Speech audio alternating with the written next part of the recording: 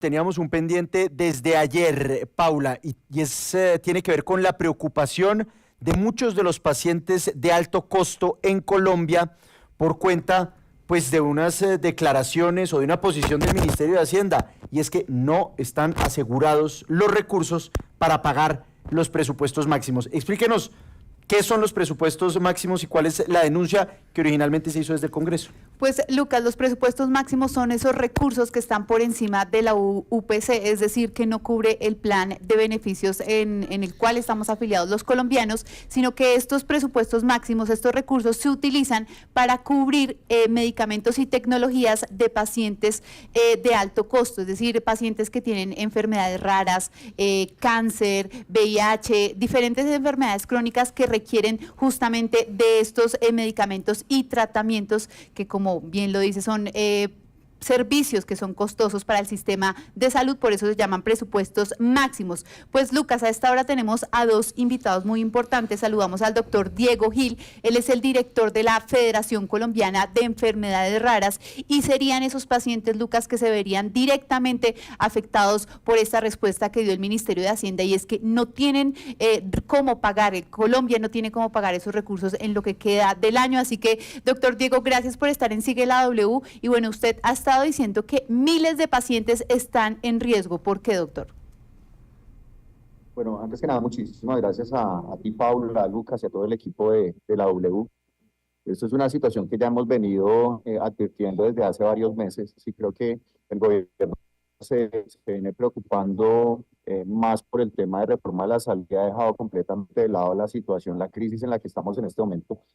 Con los presupuestos máximos, alrededor de la mitad de presupuestos máximos ayuda a financiar medicamentos, tecnologías y servicios para pacientes con este tipo de condiciones, enfermedades raras, que son enfermedades altamente discapacitantes, crónicas, son progresivas, ¿sí? Muchos de ellos han venido perdiendo adherencia a sus tratamientos, y lo más grave es que el hecho de que se suspendan esos tratamientos implica que hay una pérdida irreparable de sus condiciones de salud. Aun si reanudan los tratamientos de manera posterior, muchos de estos pacientes, cuando los reanudan, no van a volver a reaccionar de la misma manera ante los tratamientos. Entonces estamos enfrentados a una situación que nosotros calificamos de criminal realmente, porque el gobierno tiene el compromiso por resolución de girar estos recursos de manera anticipada antes del 15º día de cada mes. Estos recursos se adeudan desde el año 2022, se adeudan los ajustes de presupuestos máximos de 2022, se ha venido haciendo pagos de manera irregular desde julio de 2023. Este año la deuda, digamos que todavía está vigente para los meses de julio de 2024, agosto de 2024. Entonces, la mayor preocupación es que tenemos la incertidumbre ante lo que manifestó el Ministerio de Hacienda, que no hay recursos para el resto del año 2024. Entonces, el panorama realmente es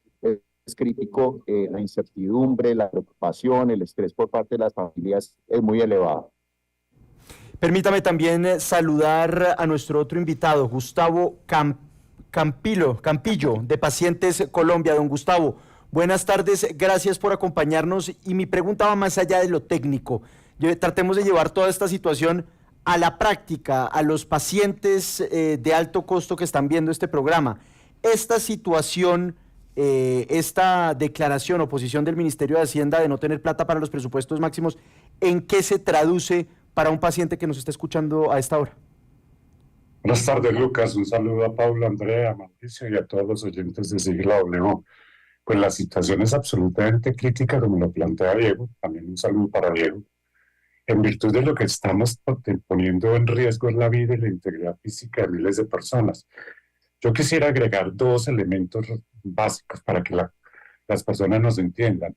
Presupuestos máximos es lo que antes conocíamos como servicios no POS, como tecnologías no POS. Y esto no solamente incluye medicamentos de alta tecnología y costosos, especialmente para patologías crónicas severas, ya Paula las enunció y Diego también enunció las huérfanas, sino también para toda la gran mayoría de los servicios sociosanitarios. Me explico. El transporte hace parte de presupuestos máximos. Y la gente pensará, no, el transporte, pues es el transporte. No, pero es que el transporte significa poder acceder al médico, significa que el médico pueda prescribirme el medicamento que requiero, y significa la continuidad de la atención. y pudiera ser una patología, digamos, no muy compleja, pero que tenga condiciones el individuo o el paciente que no le permitan la movilidad para llegar a los servicios de salud. Es decir, la afectación es enorme, que además de todo lo enorme en el individuo, en el paciente, todas estas poblaciones tienen un entorno de grupo familiar de cuidadores que con toda seguridad se están viendo muy afectados. Sí, doctor Campillo, quiero volver con Diego Gil de la Fundación de Enfermedades Raras y preguntarle cuál es ese llamado que hace usted al presidente Gustavo Petro, porque justamente en las últimas horas se conoció que ya están listos para presentar de nuevo la reforma a la salud. ¿Qué le dice usted al presidente Petro? El llamado es a tomar unas medidas de contingencia urgentes, inmediatas, acatar el pronunciamiento de la Corte Constitucional a través de los autos que se emitieron desde noviembre del año pasado, porque hay un claro incumplimiento, ¿sí?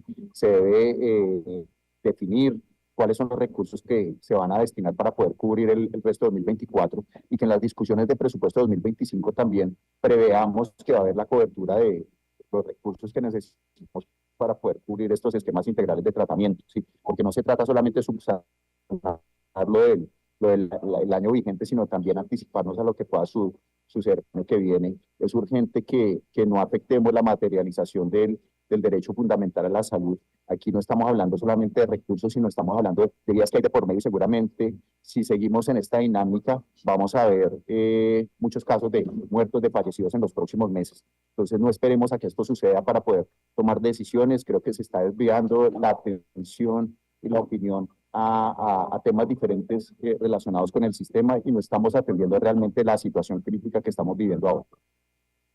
Aproximadamente tiene Colombia con enfermedades raras que se podrían ver afectados con esta falta de presupuestos? Bueno, eso es una muy buena pregunta. En Colombia hay alrededor de 100.000 personas que están identificadas o que tienen diagnóstico confirmatorio de enfermedades raras de acuerdo con los registros del ministerio, el sistema CISPRO. Digamos que no hay una proporción definida. Entendemos que hay la gran mayoría de ellos medicamentos y tecnologías financiadas con estos presupuestos máximos.